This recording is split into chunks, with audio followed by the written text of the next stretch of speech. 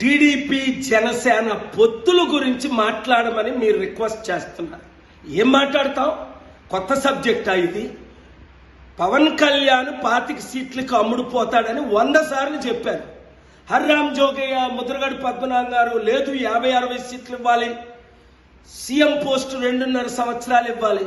చంద్రబాబు నాయుడు మూర్ఖుడా తన కొడుకు లోకేష్ను కాదని దత్తపుత్రుడికి 100 సీట్లు ఇచ్చి ముఖ్యమంత్రి చేయడానికి?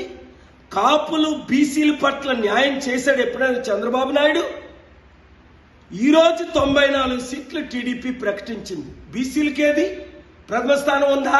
60% ఉన్న బీసీలకు కానీ 27% ఉన్న కాపులకు కానీ. అందుకే చిత్తశుద్ధి ఉన్న కాపులారా మనం 27% ఉన్నాం, బీసీలారా మనం 55% ఉన్నాం, బడుగు బలహీన వర్గాలారా మనం 90% ఉన్నాం. మోదీ తొత్తైన పవన్ కళ్యాణ్తో ఉంటారా? చంద్రబాబు నాయుడుతో ఉంటారా? తేల్చుకోండి. లేదా ప్రపంచాన్ని అభివృద్ధి చేసి శాసించి దేవుడు పంపగా వచ్చిన ప్రజాశాంతి పార్టీతో ఉంటారా? నన్ను విశాఖపట్నం ఎంపీగా గెలిపించండి. ఆంధ్రప్రదేశ్లో 175 ఎమ్మెల్యే సీట్లు, 25 ఎంపీ సీట్లు పోటీ చేయడానికి ఇంకా అప్లికేషన్స్ తీసుకుంటున్నాం. 7569441275.